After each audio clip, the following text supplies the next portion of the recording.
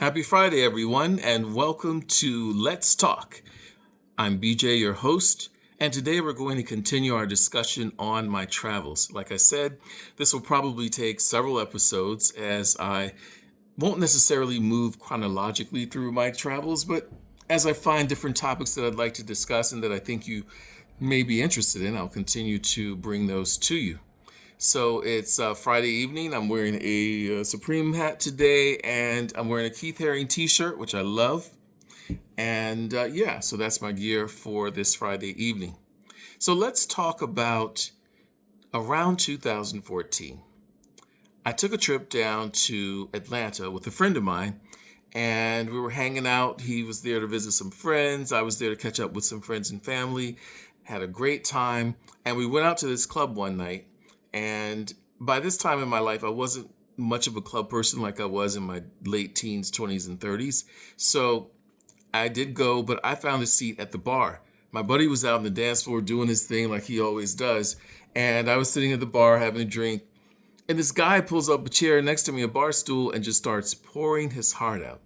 So let me just backtrack a little bit, right? For like the last 15 or 20 years, there's this thing where no matter where I'm at in the world, the US, South America, Asia, Europe, South Africa, it doesn't seem to matter, Australia, complete strangers will just walk up to me and feel completely comfortable pouring out their hearts to me. Sometimes they don't even know my name, right? So that's how it goes. I've kind of accepted and embraced this role, and maybe it's because of my work I do in a spiritual leader capacity. I don't know, but it happens. So when this guy walked up to me or pulled up the bar stool next to me and just started pouring his heart out, I wasn't completely surprised. Although in a bar setting, you're kind of thinking, well, that's not exactly what the conversation I'd want to have. He starts telling me about a situation he had with a recently ended relationship. And I think we talked maybe 45 minutes to an hour. And by this time, my buddy was ready to go. So I told the guy, hey, let's stay in touch. We exchanged numbers. And I'm sure most of us have done this. You've exchanged numbers with someone and you say, in the back of your head, you're like, I'm being polite. I'll probably never see or talk to this person again, right? Needless to say, this guy actually stayed in touch. And he came up to my city here in the Northeast, visited with me, brought a friend with him. I showed him around the city, showed him all the historic and tourist sites, took them to some of our great restaurants. They stayed about 3 days. And then I went back down to Atlanta when he had built a new home and was having his housewarming party. And then we became fast friends over time. And then around 2015, I took him over to the Dominican Republic for the first time. He had never been there, so I took him and we hung out there for a long weekend. He enjoyed it, and he started to go back on his own. On one of his solo trips there, he met another American, and they became friends. And then around 2016, the buddy I met in Atlanta and his other new American friend that he'd made decided that we should do a group trip to go to Rio de Janeiro, Brazil. Now, I'd never been to Brazil, so I was looking forward to it. Now, back at this time in 2016, Americans needed to have a tourist visa in order to go to Brazil. So I went through the process of getting my tourist visa, got my tickets, and arranged for an Airbnb because that's what we were doing on the advice of the gentleman who had been there before. And I think there was a group of about 5 of us. 2 of the gentlemen had been to Brazil in the past or previously, and 3 of us, it was our first time there. So we get there, having a good time, and of course, on day 2, I ate something bad and had like a serious stomach illness for most of the trip. Somehow I still managed to enjoy myself, and the last 2 or 3 days I was okay, because I think we stayed 8 days. So the last 2 or 3 days I was feeling much better and I was able to get out and do things. And even on the days when I wasn't particularly well, the Airbnb I was staying at was across the street from the beach. So I could still go to the beach in the day and get some sun, and that seemed to help me feel better.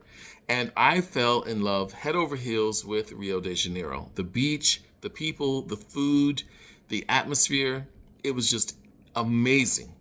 And I absolutely loved it. A few years later, around 2019, I met someone in Rio de Janeiro on one of our trips there, and I just fell head over heels for this person, and we started dating. So I had this international long distance relationship, and That caused me to start traveling to Rio de Janeiro much more frequently.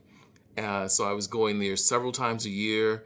And then in 2022, I think I spent 3 months there out of the year. And then in 2023, I spent 5 months there. So I've been increasing my time that I've been spending in Rio de Janeiro.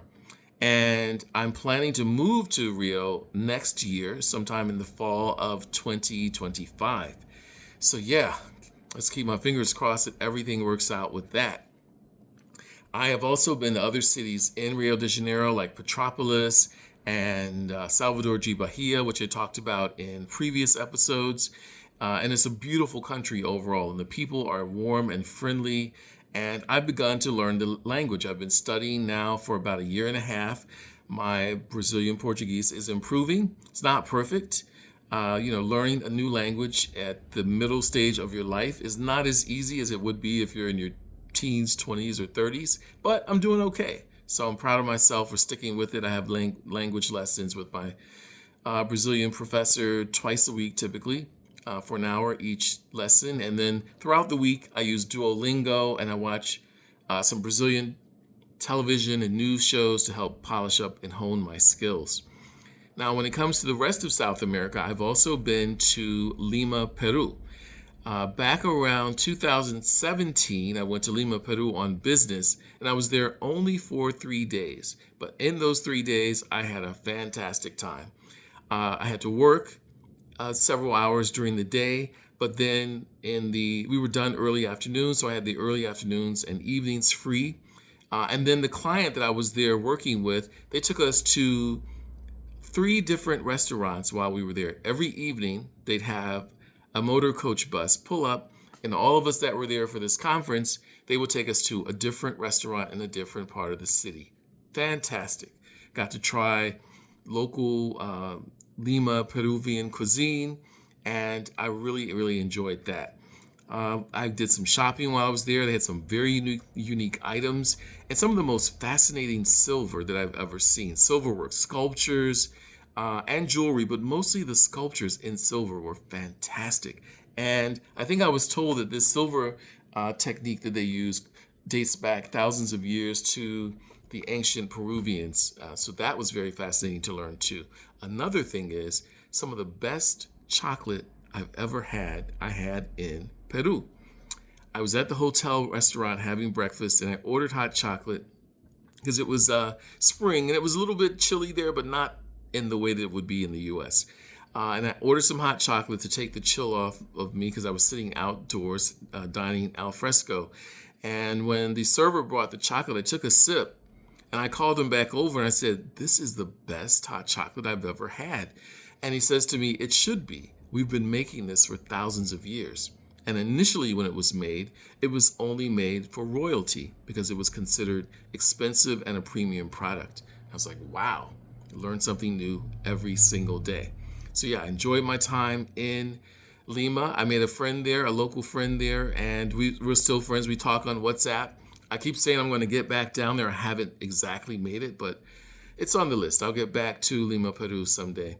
I've also been in South America to Cartagena, Colombia. My friends and I, my travel buddies and I, we went to Cartagena. I think that was around 2017 or 18, if I'm not mistaken.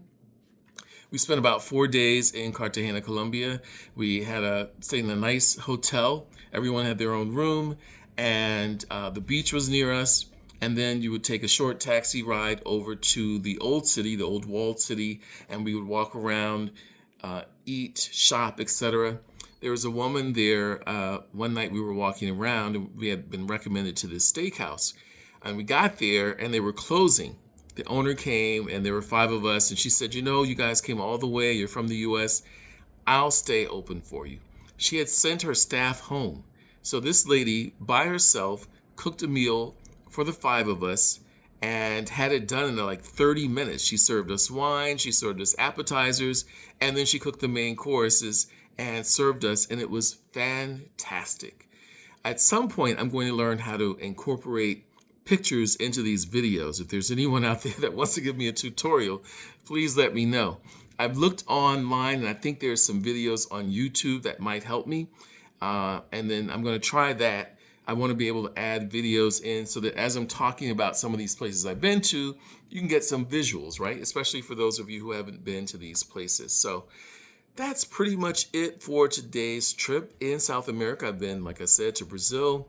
I've been to Argentina. I've been to Peru, and I've been to Colombia. South America is absolutely beautiful. Each country has its own landscape. It has its own cultures, its own food, and its own vibe. It's amazing. So I hope you all can make it to South America at some point and really explore for yourself and get to see the beauty of it. That's all for today's episode. I'll be back on Monday with a new episode, and I don't know what part of the world we're going to talk about, but stay tuned and you'll find out. So do me a favor, like, comment, subscribe, and share this video. If you like it, that's great. Tell someone about it. Put comments in there and let me know what you like or what you don't like, things you'd like to hear about. Or if there are other topics besides what I've been talking about that you're interested in, let me know those as well. My subscribership is slowly starting to grow, so I'm going to stay consistent with this, and I'm going to keep pounding away at this until we find the right topics and discussion that interest the most people. Have a great weekend, and I will talk to you soon. Goodbye.